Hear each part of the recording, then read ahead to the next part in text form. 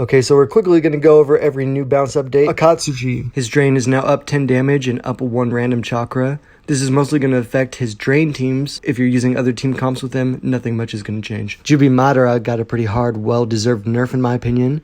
So his Infinite Tsukiyomi is only going to deal 15 damage and reduce damage by 15. That's huge. And then his Sage R Lightning is going to last one less turn.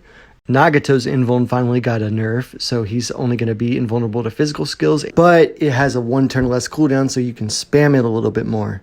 So, he's not as defended when he uses it, but he can use it more often. I think this is a good trade-off. We'll see how it works out. Himawari's prep went up 1 cooldown. This isn't going to change her at all. She's still good. Jigen doesn't drain chakra anymore. He only removes it, and then his attack that deals 15 damage went up 1 cooldown. This is going to hit him decently hard.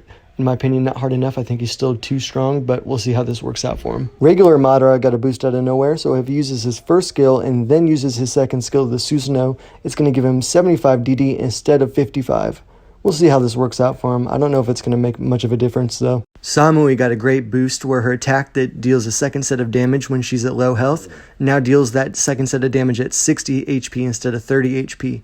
I would look out for her to be a Dark Horse character. I think somebody can make a great meta team with her, but we'll see what happens, but I have high hopes. Curseal Jugo gets the award for who got the best buff this set of balance changes. His big 45 damage 2 Nin skill is going to be a full stun always at the cost of when you have the eye active, his first skill, it's going to deal 10 less damage instead of 5, but that's not a big deal. It's a full stun now. Edo Tensei Yugito got a little bit of a boost so that she's going to work better with stunner teams. But we'll see how this works out for her. I think it's too minor to really do anything though. Boruto Kazekage Gar is now able to use his AoE team defense 1 turn sooner. He's still garbage, not worth using. If you are not from Konoha and I sense your chakra, I'm busting my Rasengan. Abandon his gang, slash his headband. Akatsuki Tachi, we wiped out his clan. And they cannot reanimate, they're getting to me. I'm used to them S-rank missions. My battle IQ's like Shikamaru. Immortal Hidan got turned to a victim. A friend of an op is an op, treacherous snake or Orochimaru. I killed my close. Alright, with the bounce changes out the way, let's get to the video. So I'm going to focus on using Curseal Jugo and his bounce changes for this whole entire time. So giving him a stun was basically the best thing that ever could have happened to his skill set. Leon, I think, mentioned that people are going to be mad about this. Maybe the war community is going to be mad about this. But honestly, I don't think anybody's mad at this. First off, he was a red and blue user, which is a lot of characters' chakra types. And not only that, he only dealt damage before. So there are better options if you need something for only damage that use that chakra. What else could he offer? Nothing. He didn't offer anything else. So he was just a subpar. Yeah, he maybe had decent damage. Okay, but there are better characters to use, or were. Now, with a full stun, which may seem a little crazy, but it's not. It's exactly the type of thing his kit needed. And though it does need more, and probably they are better off with just going with a full rework to him, I don't see why they wouldn't do that. He's an old character. He's out of date. He's boring. He's too simple. I mean, and he's good for wars, which is fine if they want to keep him this way. But if they did want to elevate him to a different level of the game, then you probably would want to full rework him. But I know the war community does not like more complex characters that do things that are special in a way that can change a match alone.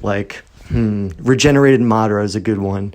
He's weird to the point in which it's unhealthy for wars, unhealthy for tournament, that type of thing. Anyway, we're not going to get into the small idiosyncrasies of that.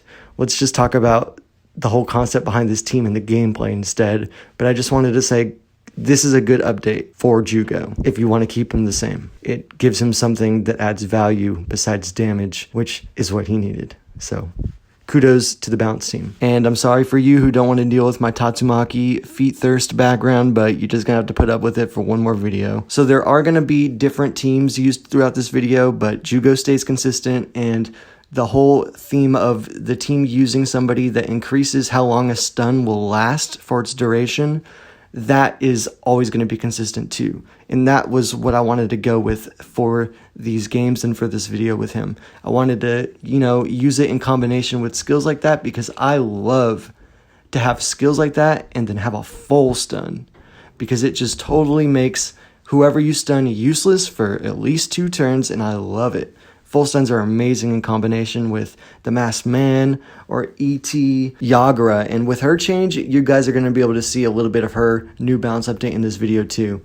So what I try to do each game here is get Jugo, prepped up if I could. Obviously, I'm the person I want to kill and the person that I'm going to be stunning. And then use the Masked Man to increase the duration of the stun. I wanted to see if Yodo would work, and she kind of did. See, I was thinking right here, man, I'm going to go for QB. There's no way he's going to be targeting Masked Man with this damn Itachi's counter if I have Jugo prep up and he thinks I'm going to use Jugo's stun. But nope, he put it on Masked Man, and I was like, God damn it, why didn't I just listen to my instinct? See, when you have a feeling for something, like a counter, and you don't know why, and you're like, it's probably not happening, that's the exact moment where you're going to get countered by the thing that you had that gut feeling about. Usually you should listen to it, even though it's like such a tiny thing that it doesn't seem like it's real. That's when you know you actually should. So I'm still learning to do that because, I never want to. And every time I do, it actually pays off. And every time I don't, it doesn't. Almost every time. So this guy is actually the dude who asked me to make this video. He was like, I'm excited for a new video on this update.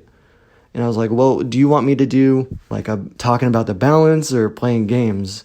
And he said playing games, but I decided to go with both. So thanks for the helpful push of inspiration, man. I wasn't actually going to put out a video, but then when you asked, I was like, you know what? I actually need to do that because I've been putting up a lot of music versions of my videos, where I just don't talk. I put music over them. But people have been asking lately, dude, can you make a commentary again? That's kind of what you started to be known for. And now that you're putting music like everybody else, you're just becoming a sheep. And to them I say, that's a fair point. I was always against people using music in their Naruto-Arena videos. And I always was like, I'm the commentary guy. I'm always going to be commentary. I'm not just going to put my shitty music over a video and put it up and expect people to like it. And you know what? I ended up just like them. So I realized what the problem is. It's called laziness.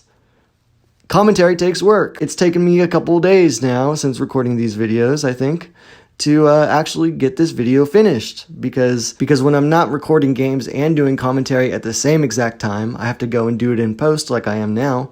And that means you have to come up with things to say, things to talk about, and not necessarily just, sit there and play the game and, talk to yourself about what's happening in the game. And even though I could commentate over what's happening in these games, I already explained the concept. So me sitting here and talking and kind of rambling for a second seems like the better option, unless I have something noteworthy to say. Like for instance, the Masked Man is a great character. If you have QB, always use it, unless you think you're going to get countered, like I did just now in that turn, or if you are going to use it on one person when there are more characters alive than just that one person. So, QB is such an OP skill. Like, if you get it first turn going second, man, you are lucky because it is almost the most hindering skill in the entire game, in my opinion, because it affects 3 of the main class types, everything but Affliction, right?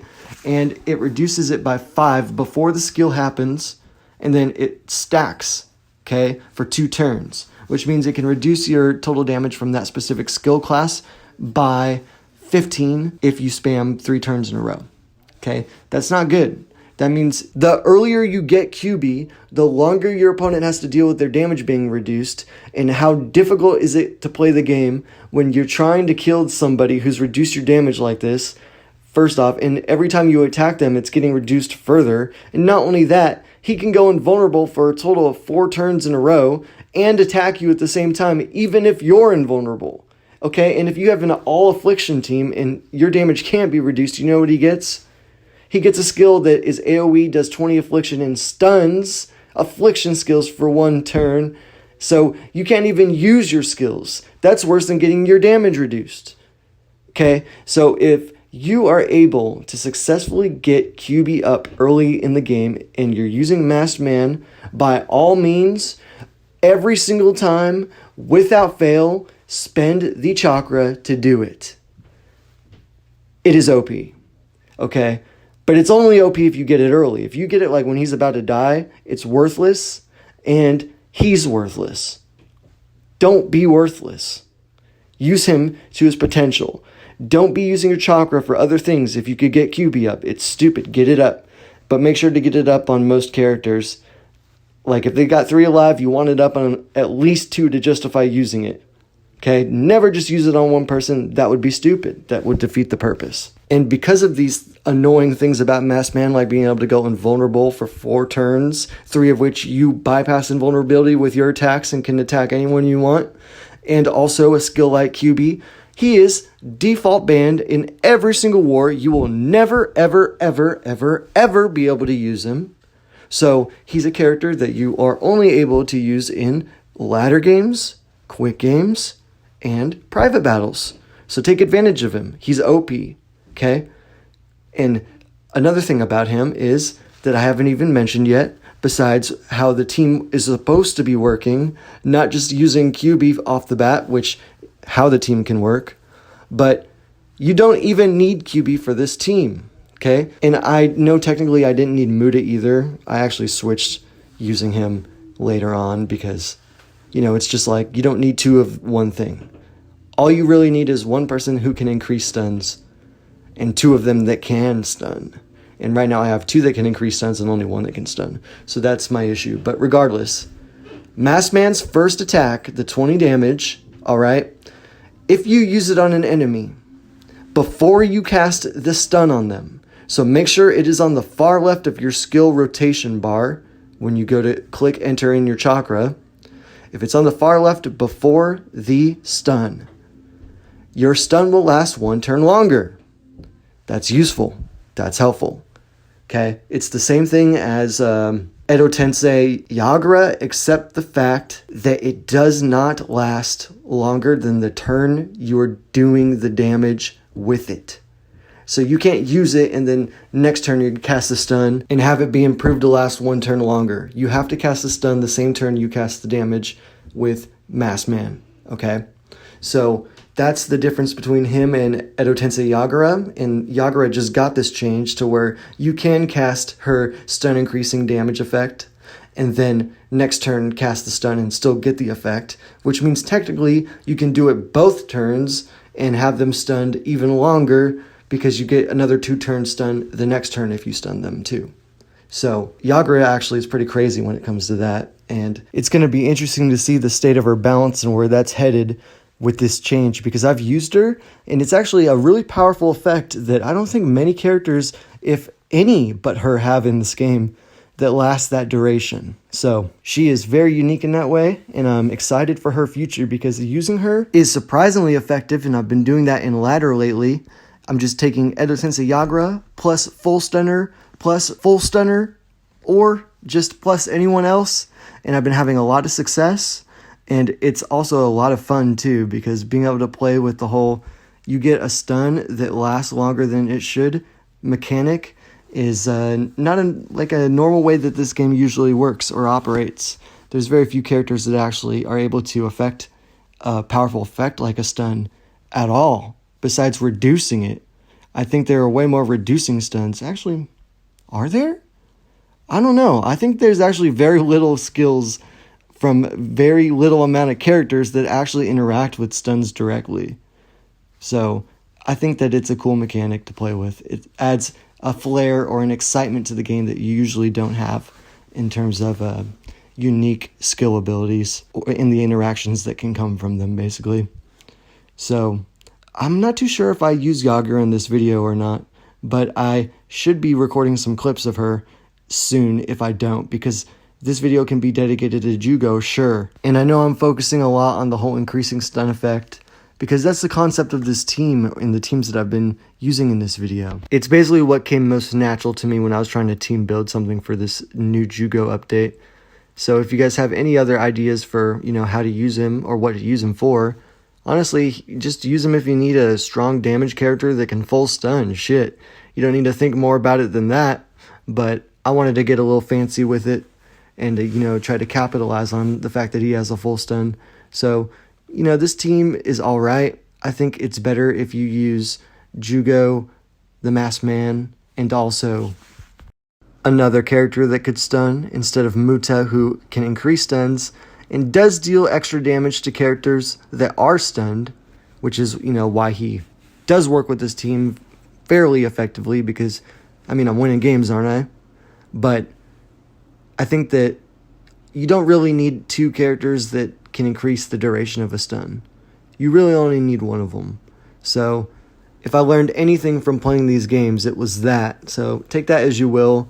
I know I'm not technically giving you like a good team right now.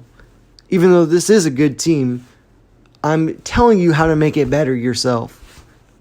Learn how to team build. Don't just take everybody else's team and expect you to have good results with it, man. I have the best results in this game when I figure out a good team that I made myself, I use my own brain for, okay? And then I master it. If you just take somebody else's team because what?